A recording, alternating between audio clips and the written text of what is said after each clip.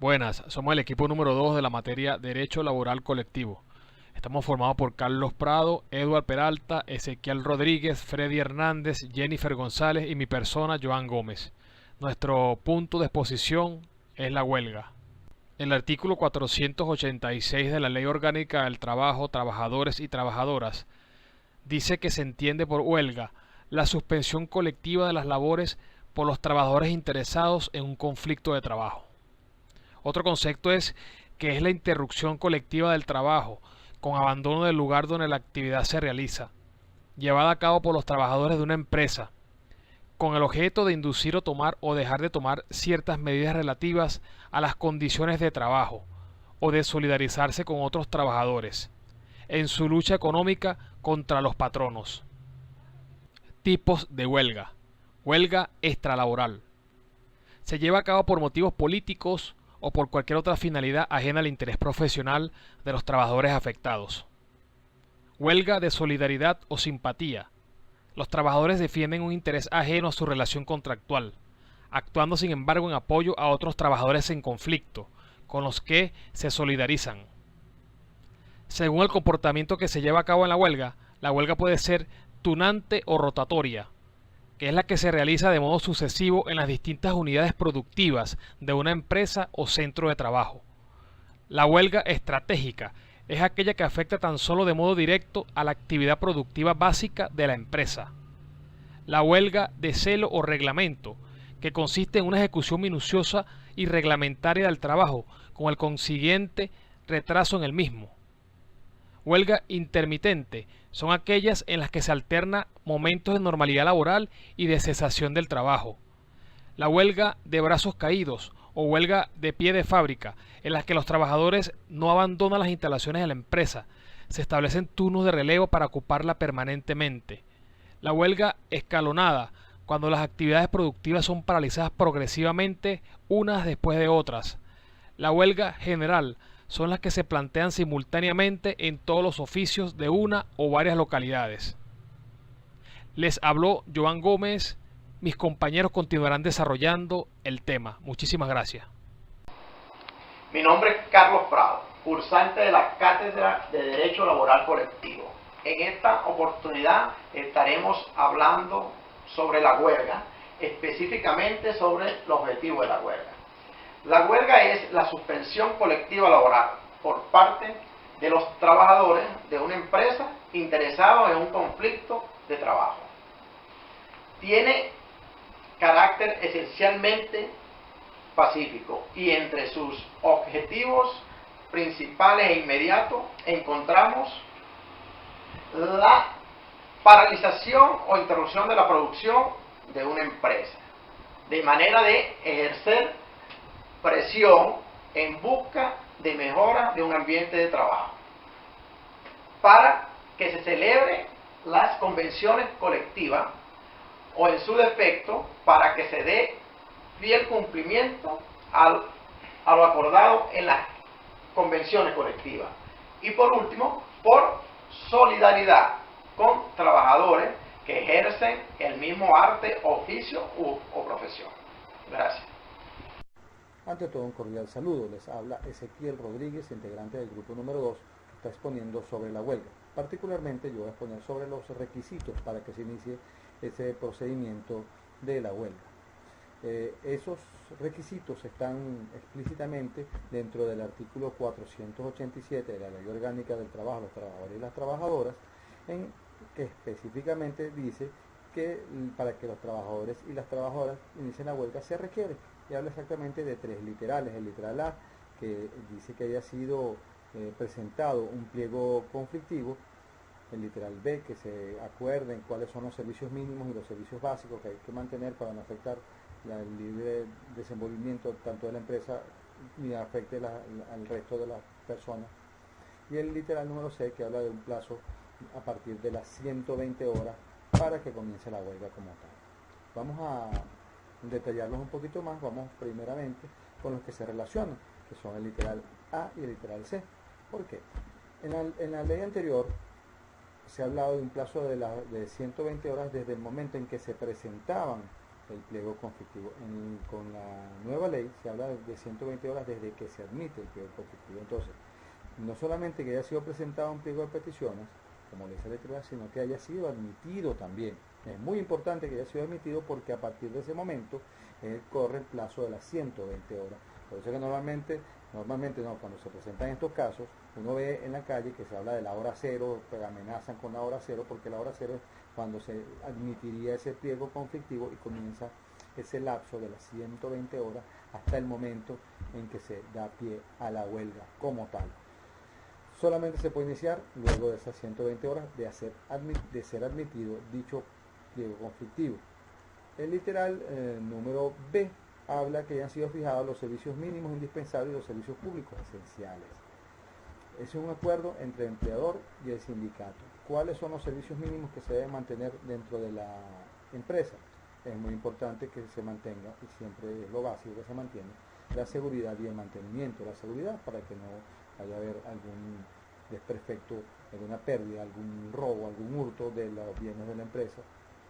Y el mantenimiento para que se conserve de la mejor manera la empresa para el momento de comenzar nuevamente las operaciones, porque pues, se parte del principio que la huelga no es infinita, sino que la huelga debe tener un final que debe ser un final que lleve a una resolución satisfactoria para ambas partes. Por eso se habla de unos servicios mínimos y unos servicios básicos que se deben mantener en el caso de las empresas que manejan la luz, la empresa que maneja la energía eléctrica, que maneja los servicios de agua, los servicios de internet, los servicios de telefonía. Entonces por eso se habla también de eso. Ya eso se ahonda muchísimo más dentro del reglamento. En el reglamento, a partir de su artículo número 175, desglosa cuáles son los servicios mínimos, cuáles son los servicios básicos, de qué manera se logra ese acuerdo, quiénes intervienen, y de no lograrlo califica a la huelga como ilegal. Entonces es muy importante también establecer cuáles son esos servicios básicos y esos servicios mínimos para comenzar la huelga como tal. Muchísimas gracias. Hasta luego. Continuando con el tema de la huelga, en este punto los efectos. Mi nombre es Edward Peralta.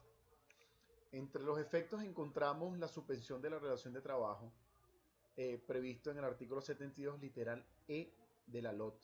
Dicho artículo prevé la huelga como causa de suspensión de relación de trabajo. O sea, el trabajador puede dejar de cumplir sus funciones si se adhiere al conflicto o a la huelga como tal, ¿okay?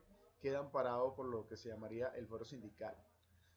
No está obligado a prestar el servicio, ¿ok? Y el patrono tampoco está obligado a continuar con la relación, por lo menos en ese momento. Pero las demás obligaciones, tanto del trabajador como del patrono, sí subsisten. También encontramos entre los efectos la prohibición de despido. Cuando un trabajador se encuentra dentro de una situación de conflicto, o sea, que cuando está amparado por el fuero sindical, según lo que estipula la ley, y se encuentra en medio de un conflicto como tal o una negociación como tal, la ley prohíbe el despido de este trabajador amparado por el sindicato. Con respecto al otro efecto que es la reanudación de la faena, este está previsto en el 486, el anterior apartado del que hablamos estaba previsto en el 489. En la reanudación de la faena, según el 486, permite que en caso de que la huelga se extienda por demasiado tiempo, ¿ok? Y esto afecte la seguridad de la población o parte de ella, el Ejecutivo Nacional puede proveer o abocarse a la reanudación de la faena, ¿ok? En la forma que exijan los intereses generales, o sea, va en pro de los intereses generales, sobre todo los de producción, cuando por lo menos en el área de alimentos no se puede detener una producción totalmente, a pesar de que existe un conflicto entre patronos y trabajadores.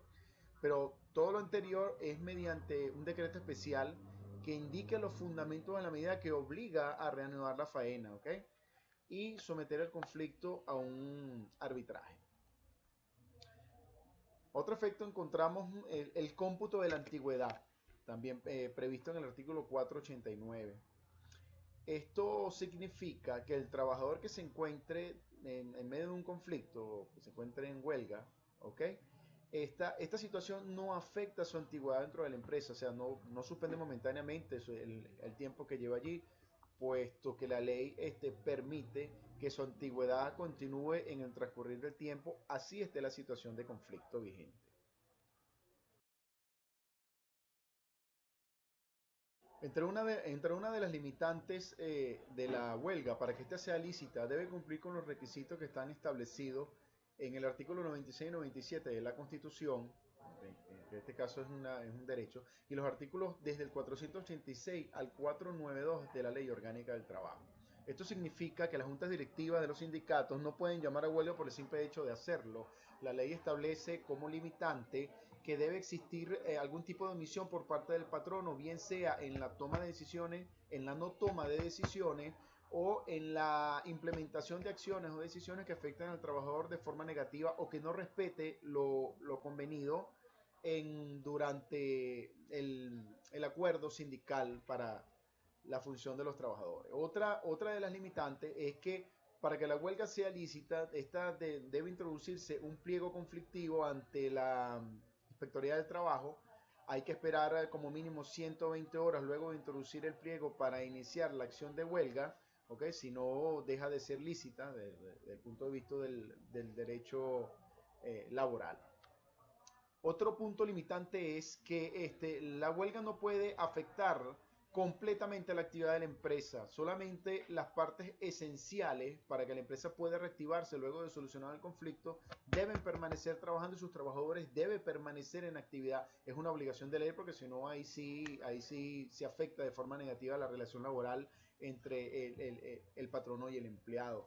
Esto es una limitante básica, puesto que si no se afecta de forma negativa a la empresa y podría dañarse la posibilidad del puesto de trabajo a futuro. Mi nombre es Freddy Hernández. En esta oportunidad les voy a exponer sobre el pliego de peticiones. Es un recurso jurídico. En términos generales, puede entenderse dentro del contexto de un proceso judicial como petición, pretensión, reclamación o solicitud. Aquello que se está pidiendo para que se restablezca un derecho o se den las circunstancias, hechos o medidas para que la situación por la que se está reclamando se enmarque dentro de las características de justicia y equidad.